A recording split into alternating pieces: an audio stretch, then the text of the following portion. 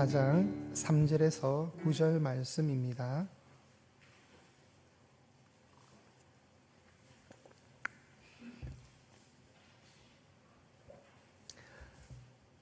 마가복음 14장 3절에서 9절 말씀 한 절씩 교독하시고 끝절인 9절은 합독하시겠습니다.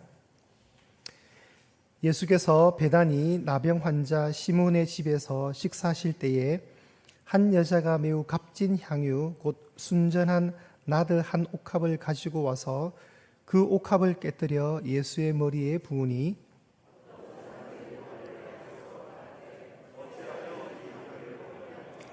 이 향유를 300데나리온 이상에 팔아 가난한 자들에게 줄 수 있었겠도다 하며 그 여자를 책망하는지라.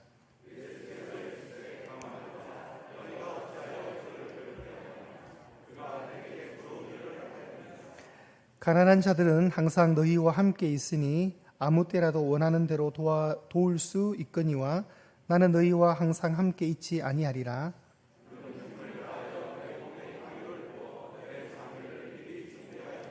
합독합니다. 내가 진실로 너희에게 이르노니 온 천하에 어디서든지 복음이 전파되는 곳에는 이 여자가 행한 일도 말하여 그를 기억하리라 하시니라. 아멘. 우리 옆에 분 인사하겠습니다. 인사하겠습니다. 당신을 축복합니다.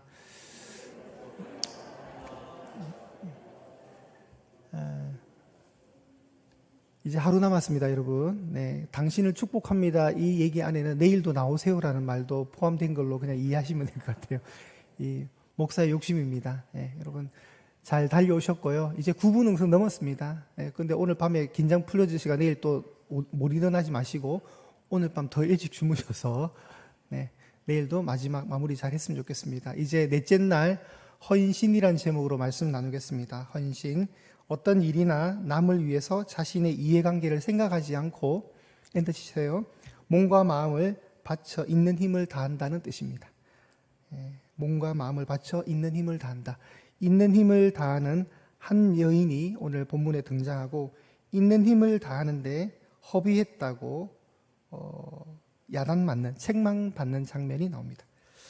자, 오늘 이 헌신이란 제목으로 마가복음 14장의 말씀을 강론하는데 또 올려주세요, 목사님. 어제 수요 예배가 있었습니다. 샌드위치 기법이 있었는데 무슨 얘기인지 하는 분은 오늘 영상 올렸으니까 확인하시고요. 마가복음에 그 성경을 써 나갈 때 문학적 기법 중에 하나가 샌드위치 기법이라고 했습니다. 여러분 괜히 아침부터 저거 이제 그림 띄워주면서 여러분의 식욕을 자극하라는 뜻이 아니라 샌드위치죠. 빵과 빵 사이에 내용물을 넣는 겁니다. 빵과 빵 사이에 내용물을 넣으면 샌드위치 이름이 되는 거죠. 이해가 되죠? 자, 마가복음 14장 1절과 2절 그리고 마가복음 14장 10절과 11절 사이에 오늘 한 여인이 향유를 붓는 사건이 나오는 거죠. 오늘 우리 말씀을 한번 보겠습니다. 마가복음 14장에 보면 자 14장 1절에서 2절 말씀 한번 보실까요? 14장 1절에서 2절 제가 읽어볼게요. 이틀이 지나면 유월절과 무교절이라 대제사장들과 서기관들이 예수를 흉기로 잡아 죽일 방도를 구하며 이르되 밀란이 날까 하노니 명절에는 하지 말자 하더라. 자, 요렇게 지금 대제사장의 집에서 종교 기득권층이 예수님을 죽일 방도를 고민하고 있는 장면이다. 모의하는 장면이죠. 자, 이걸 이제 띄우고 14장 10절에서 11절 말씀을 보겠습니다. 14장 10절에서 11절 제가 읽을게요. 12 중에 하나인 가룟 유다가 예수를 넘겨주려고 대제사장들에게 가매 그들이 듣고 기뻐하여 돈을 주기로 약속하니 유다가 예수를 어떻게 넘겨줄까 하고 그 기회를 찾더라. 아멘. 자, 저 샌드위치 가운데 빵과 빵에 들어가는 내용이 어떤 거죠? 유사하죠, 여러분. 종교 기득권층은 예수님을 어떻게 죽일까 모의하고 예수님의 제자였던 가룟 유다는 예수님을 어떻게 넘겨줄까 고민하고 있는 거예요. 둘이 똑같아요, 지금. 그죠? 두 집단이 지금 하는 행동이 똑같은 거예요. 유사합니다. 그래서 샌드위치이기 때문에 여러분 저 빵과 빵 사이 내용물을 빼고 빵만 먹을 수 있어요, 없어요? 있잖아요. 마찬가지로 성경도 그렇게 보셔도 돼요. 오늘 이 한 여인의 옥함 이야기가 빠져도 1절과 2절을 연결해서 10절과 11절로 바로 점프해도 내용이 어색하지 않아요. 그걸 샌드위치 기법이라요. 그런데 성경이 저 사이에 이 마리아의 이야기 같은 한 여자의 이야기가 쏙 들어가는 이 향유옥합을 붓는 이 얘기가 쏙 들어갈 때는 그 쏙 들어감 속에서 빛이 나는 거예요. 그죠, 여러분? 빵과 빵 사이에 심심한데 그 내용물이 그 샌드위치의 정체성을 정하듯이 저기에 햄이 들어가면 햄 샌드위치가 되는 거고 샐러드가 들어가면 샐러드 샌드위치가 되듯이 한 여인의 향유옥합 붓는 사건이 이 서로 모의하는 집단 사이에 쏙 들어감을 통해서 빛이 나는 거예요. 자, 그걸 이해하셨으면 좋겠습니다. 자, 오늘 이 장소는 그림 올려주세요. 이 장소는 베다니입니다. 베다니. 자, 베다니가 이제 저기가 성전이 있는 이쪽이 예루살렘인데 한참 떨어져 있죠. 베다니가 여기고 여러분 기준으로 볼 때 이제 저쪽으로 예수님 가시는 거예요. 이제 가시면 이제 십자가 지시는 겁니다. 이제 베다니에서 잔치가 벌어집니다. 3절 보십시오. 예수께서 베다니 누구의 집요? 나병 환자 시몬의 집에서 식사를 하십니다. 잔치가 배설된 것 같아요. 그때 한 여자가 매우 값진 향유 순절한 나드 한 옥합을 가지고 와서 옥합을 깨뜨려서 어디에 붓냐면 예수님의 머리 위에 붓습니다. 여러분 이런 장면들은 성경에 되게 자주 나와요. 자, 대표적인 게 뭐냐면 누가복음 7장 36절에서 40절인데 이 본문도 잘 보십시오. 뭐가 차이가 나는지를 보셔야 됩니다. 제가 읽어드릴게요. 눈으로 따라오십시오.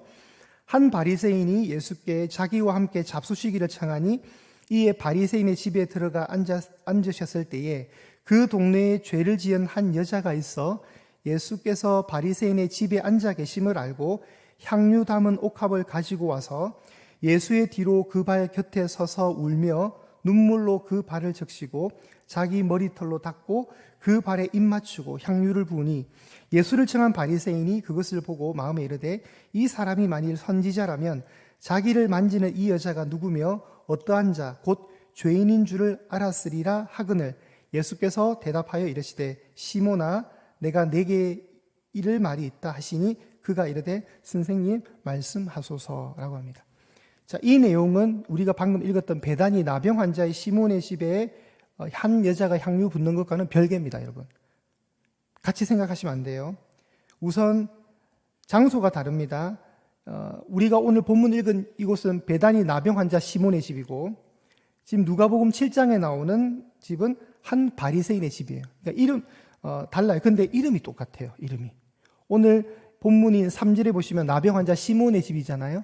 근데 누가복음 7장에 나오는 이 바리새인의 이름도 뭐예요? 시몬인 것이죠. 그래서 이때부터 우리가 막 헷갈리기 시작하는 거예요. 같은 사람인 줄 알아요. 같은 상황인 줄 안단 말이죠. 자, 그런데 뭐가 차이가 나냐면 오늘 베다니 나병 환자 시몬의 집에서는 향유를 예수님의 머리에 붓습니다. 근데 여기는 누가복음에는 동네에 죄를 많이 지은 여자, 아마 창녀 같아요. 네, 창녀 같아요. 이 여인은 어디에 붓습니까? 발에 붓습니다. 차이가 나죠. 자, 또 하나가 나오는데 요한복음 12장입니다. 요한복음 12장 1절에서 8절에 보시면 6월절 엿새 전에 예수께서 베다니에 이르시니 이곳은 예수께서 죽은 자 가운데 살리신 나사로가 있는 곳이라 거기서 예수를 위하여 잔치할 새 마르다는 일을 하고 나사로는 예수와 함께 앉은 자 중에 있더라. 마리아는 지극히 비싼 향유 곧 순전한 나드 한 근을 가져다가 예수의 발에 붓고 자기 머리털로 그의 발을 닦으니 향유 냄새가 집에 가득하더라. 제자 중 하나로서 예수를 잡아줄 가룟 유다가 말하되 이 향유를 어찌하여 300데나리온에 팔아 가난한 자들에게 주지 아니하였느냐 하니 이렇게 말하면 가난한 자들을 생각함이 아니요 그는 도둑이라 돈 괴를 막고 거기 넣는 것을 훔쳐가미라라. 예수께서 이르시되 그를 가만두어 나의 장래한 날을 위하여 그것을 간직하게 하라. 가난한 자들은 항상 너희와 함께 있거니와 나는 항상 있지 아니하리라 하시니라. 자, 여기에는 이제 오늘 본문과 유사하죠. 장소가 똑같습니다. 베단이죠. 그죠? 요한복음의 12장에 나오는 장소도 베단이고 오늘 우리가 읽었던 마가복음 14장도 장소는 베단입니다. 그런데 잘 보시면 비슷한 듯한데 또 달라요. 자, 차이를 한번 보겠습니다. 자, 베다니, 오늘 본문인 베다니 나병 환자 시몬의 집에는 예수님의 그 향유를 예수님의 머리에 붓는데, 오늘 유월절 엿새 전에 베다니의 마리아는 예수님의 발에 붓습니다. 그죠? 발에 붓고, 공통점은 둘 다 300데나리온이고 공통점은 둘 다 야단을 맞는 겁니다. 또 근데 공통점은 뭐냐면 내 장례를 미리 준비하였다는 말과 나의 장례할 날을 위하여 그것을 했다는 유사점이 있습니다. 그러면 이제 최소한 우리가 볼 때 지금 6월절 엿새 전에 이 일어난 요한복음의 상황과 오늘 마가복음 14장의 본문은 같다고 봐도 되죠. 같다고 봐도 됩니다. 근데 확실히 다른 것은 아까 누가복음은 다른 거예요. 그러니까 예수님은 향유를 최소 몇 번 받으셨냐면 2번 받으셨어요. 2번. 2번 받았는데 저는 개인적으로 제가 요한복음 우리 공부할 때도 얘기한 것 같은데 저는 개인적으로 3번으로 보는 사람 중에 하나입니다. 근데 그건 중요한 건 아니에요, 여러분. 왜 그러냐면 요한은 분명히 베다니의 이 마리아가 언급되어 있는, 이름이 언급되어 있는 베다니의 이 향유 붓는 사건을 6월절 엿새 전이라 그러거든요. 6월절 엿새 전. 분명히 기록을 하고 있어요. 근데 지금 오늘 나병 환자 시몬의 집에서 붓는 이 향유 옥합의 사건은 6월절 이틀 전이에요. 시간적으로. 그래서 시간을 이렇게 배치하는 가운데 의도가 있기 때문에 이렇게 본문을 옮겼다는 견해도 있고 한데, 저는 마태, 마가, 누가복음을 읽은 뒤에 요한이 나중에 요한복음을 기록하거든요. 그러니까 요한은 이 기록을 알아요. 마가복음을 이미 읽었어요. 읽었는데 이제 정확하게 베다니 마리아가 향유를 붓는 사건을 6월절 엿새 전이라고 굳이 표기를 합니다. 그렇기 때문에 저는 그냥 3번 받지 않았을까라는 상상을 해요. 근데 여기서 또 뭐가 문제냐면, 자, 찬송가 211장 올려주십시오. 찬송가 211장. 여기에 우리가 향유 이르면 부르는 노래가 하나 있는데, 값비싼 향유를 주께 드린 누구요? 막달라 마리아 본받아서. 뜬금없이 막달라 마리아가 나와버려요. 그러니까 여기서 이제 우리 한국에 있는 성도님들이 헷갈려 버리는 거예요. 그러니까 이 찬송가 가사 하나 때문에 향유 이름은 막달라 마리아가 부은 걸로 생각을 하는 거예요. 막달라 마리아 붙다 보니까 막달라 마리아의 그럼 다른 이름이 마리아, 베다니의 나사로의 여동생 마리아인가 보다. 그럼 그 여인이 창녀였구나. 이렇게까지 가요, 막. 짬뽕이 돼가지고. 이해가 되시죠? 예. 그래, 창녀가 회개해가지고 나중에 이런 식으로 하는데 전부 다 별개고에 다 엉터리입니다. 그래서 저 찬송가를 부를 때는 막달라 마리아라 절대로 하시면 안 되고 베다니 마리아라 부르셔야 됩니다. 이거는 진짜 고쳐야 될 찬송가 중에 하나입니다. 이건 순전히 엉터리입니다. 지금 100%인데 막달라 마리아는 예수님께 향유를 부은 적이 없습니다. 그 여인은 7 귀신 들렸다가 나음을 받아서 예수님의 재정 후원자가 되는, 그리고 십자가 현장에도 있었고 부활을 제일 먼저 경험한 여인이 되지, 막달라 마리아는 성경적 기록에 향유를 부은 기록은 없습니다. 자, 이제 이 내용을 이제 다 대충 여기서 마무리하고요. 다시 우리가 오늘 본문으로 돌아오면 베다니 나병 환자의 시몬의 집에서 식사를 할 때 이제 한 여인이 나오는데, 이 한 여인은 우리가 쉽게 이제 가면 마리아라고 말할 수도 있죠. 네, 마리아라고 말할 수 있는데 저는 개인적으로 따로 보고 싶거든요. 그냥 한 여인으로 보셨으면 좋겠습니다. 익명의 한 여인. 익명의 이 한 여인이 예수님께 와서 향유를 붓습니다. 그런데 이 향유가 여러분 다 알다시피 300데나리온의 값을 나가는 가격대거든요. 나드 향이라 그래요. 나드, 순전한 나드 향유인데, 이건 여러분 이스라엘에서 구할 수 없는 수입산이에요. 인도의 히말리아 산맥에서 자라나는 나드 풀뿌리와 줄기에서 아주 추출해야 할 때 조금씩 추출해서 만들 수 있는 향유를 담은, 그냥 300데나리온이니까 한 데나리온은 여러분이 하루 일할 때 일당이라 생각하시면 돼요. 그러니까 300데나리온을 하루 여러분이 만약에 10만 원을 하루 일당으로 받으신다면 이 300데나리온은 3천만 원이 되는 거죠. 여러분이 만약에 하루 일을 하시는 분이 20만 원치 일을 하신다면 이건 6천만 원이 되는 겁니다. 그러니까 쉽게 말해서 1년 연봉이라고 보시면 되는 거죠. 이 1년 연봉을 이 한 여인이, 그리고 마리아도 부었습니다. 그러니까 이게 제자들 볼 때 너무 놀라는 거죠. 아니 뭐 하는 짓이냐고, 이게. 야, 이걸, 아이고 참네, 가난한 사람들한테 주면 괜찮은데 너 지금 뭐 하는 거냐? 그래서 이 한 여자가 책망을 받아요. 양은 어느 정도 되냐면 350리터에서 350ml에서 800ml. 그러니까 그냥 쉽게 말해서 평균 500ml 우유 정도 사이즈예요. 그럼 이 나드 향유를 왜 여인들은 가지고 있느냐? 첫날 밤 결혼할 때 신랑의 머리에 한 방울 떨어뜨린대요.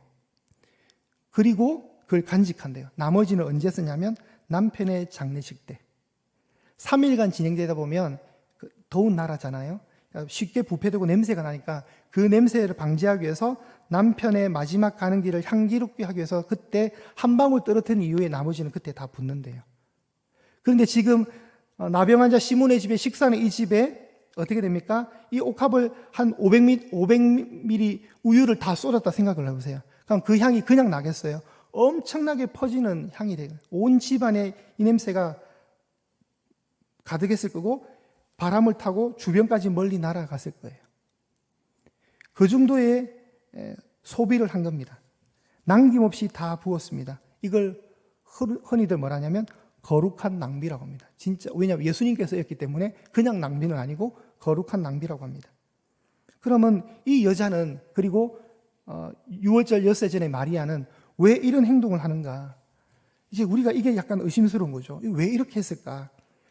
여러분 가끔씩 신앙생활을 하다 보면 자기도 모르는 사이에 하나님께 눈먼 사랑을 할 때가 있어요. 가끔 앞뒤 안 재고 헌신할 때가 있거든요. 그게 특별히 이제 물질로 헌신할 때가 있죠.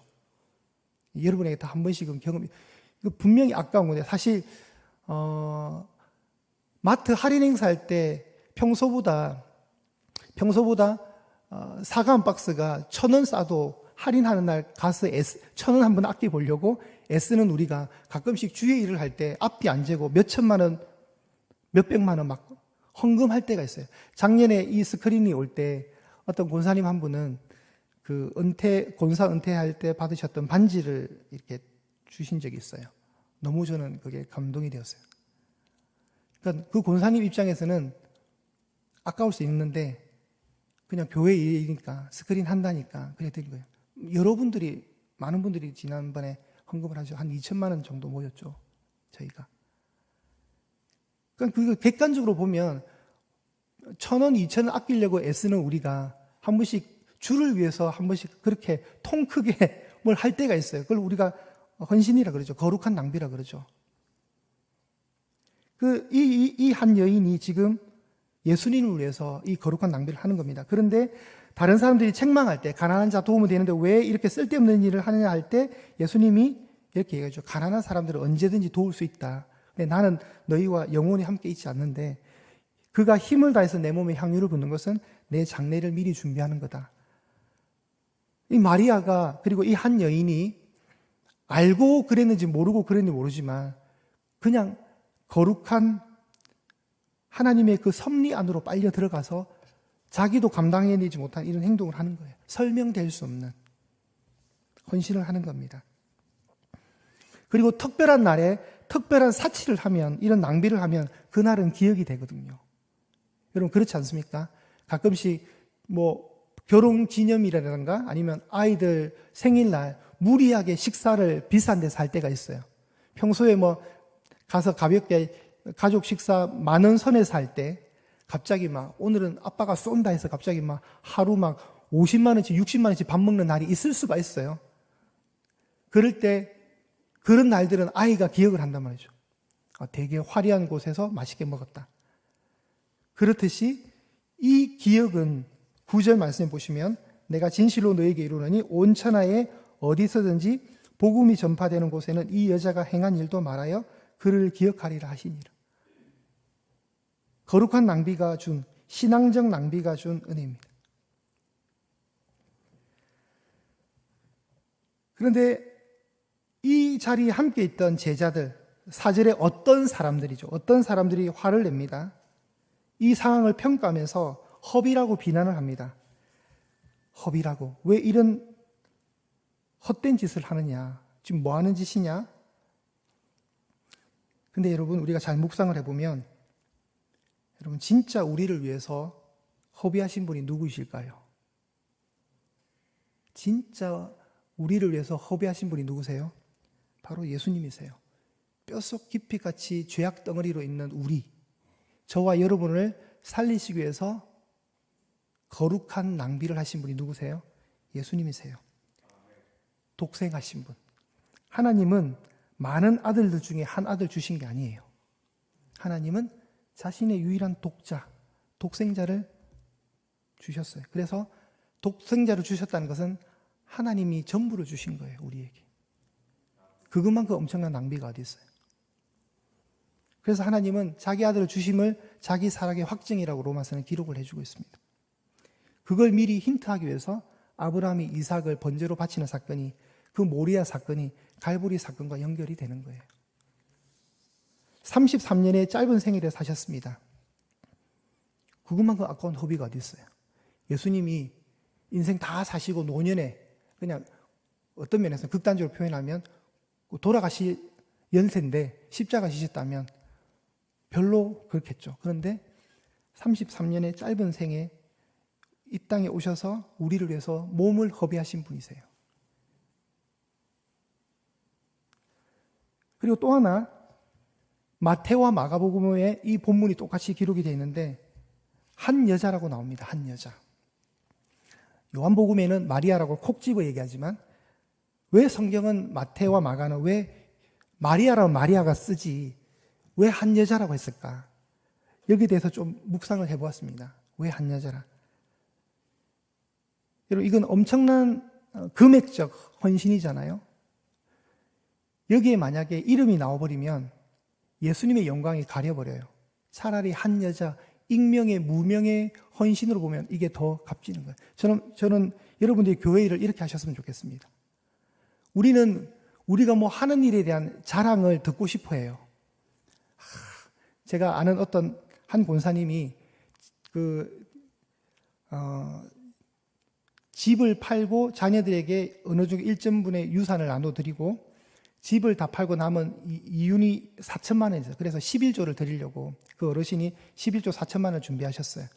제가 있던 교회는 이제 헌금 창구가 따로 있어요. 교회가 좀 크다 보니 규모가 있다 보니까. 그래서 이 권사님이 이제 헌금을 직접 받는 분들 그 줄 서서 이렇게 몇 군데 창구가 있거든요. 은행 창구처럼.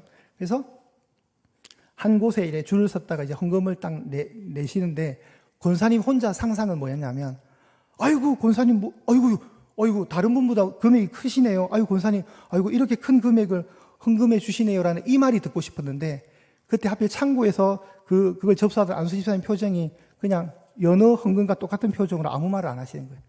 그 권사님 너무 섭섭해가지고 아니 내가 4천만 원이나 지금 이 헌금을 하는데 칭찬 들으려고 기대를 했는데 아무 생각 없이 이래 받아버리니까 이 권사님이 실망을 하신 거예요. 근데 그 마음이 저도 이해는 돼요. 근데 우리 마음이 그렇게 가면 안 되는 거예요. 하나님께 드리려고 한 건데 사람에게 인정받을 그 마음. 그때는 잘해야죠. 우리 감정 컨트롤. 저희 교단은 아닌데 통합식 교단에 굉장히 큰 교회에 담임을 하시는 분이 계십니다. 이름을 제가 밝힐 수는 없습니다. 좀 논란의 여지가 있기 때문에. 근데 이분이 경북에서 목회를 하시다가 목회를 너무 못하신다고 쫓겨났어요. 그래서 서울에 올라오셔가지고 저 판자촌 동네에서 판자촌으로 교회를 시작하신 거예요. 그런데 거의 한국에서 굉장히 규모를 자랑하는 교회로 성장을 시켰습니다. 한날 묵상을 하는데 아니 내가 본인은 본인을 알잖아요. 내가 얼마나 목회를 못해서 쫓겨나서 서울까지 와서 다시 목회를 하게 되었는데 이렇게까지 하나님이 교회를 키워주시고 이렇게까지 어떤 면에서는 그렇죠. 이게 이런 표현도 쓰면 안 되죠. 약간 성공한 목사. 근데 이 표현도 좀 제가 지금 설명에 도움을 위해서 이런 표현을 쓰는 거죠. 그런 위치까지 온 자기가 생각해도 놀라운 거예요. 그런데 그 순간 하나님이 하나 탁 보여주는 스쳐가는 과거의 추억을 하나 보여주신 거예요. 영화처럼. 이분이 중학생 때 저 시골에 중학생 때 밤에 기도하러 다녔나 봐요. 근데 그 어느 날 밤에 시골 교회에 오늘처럼 비가 왔어요. 비가 좀 많이 왔나 봐요. 그 본당에 기도하러 떡 들어왔는데 천정에서 구멍이 생겨가지고 옥상으로부터 진흙이 자꾸 떨어지는 거예요. 본당으로. 그래서 이분이 아이고 하나님 성전이 더럽혀지면 안 된다고 해서 그걸 등으로 받아내신 거예요. 엎드려가지고. 그게 보이더래요. 순간. 내가 하나님을 위해서 나에게 내 인생의 향유옥합은 뭐였을까? 그 장면이었던 거예요. 그 장면. 어떤 형제가 찬양 집회를 참석했는데 인도하시는 분이 보니까 그 형제가 앉아서 자꾸 자기 뺨을 때리더래요. 딴 분들이 다 그냥 찬양을 막 하는데 이분들은 자꾸 자기 뺨을 때리면서 찬양을 하는 거예요. 그래서 저 사람 왜 저러나 싶어서 나중에 잠깐 집회 가운데 내려가서 형제님 왜 자꾸 뺨을 때리세요? 이러니까 한쪽 손이 없더래요. 자기는 너무 하나님께 찬양을 드리고 싶은데 옆에 건강한 사람도 손뼉을 치면서 막 찬양하는데 자기는 그 감정을 표현할 수가 없으니까 소리를 내고 싶으니까 자기 뺨을 때렸던 거예요. 그래서 막 울더래요.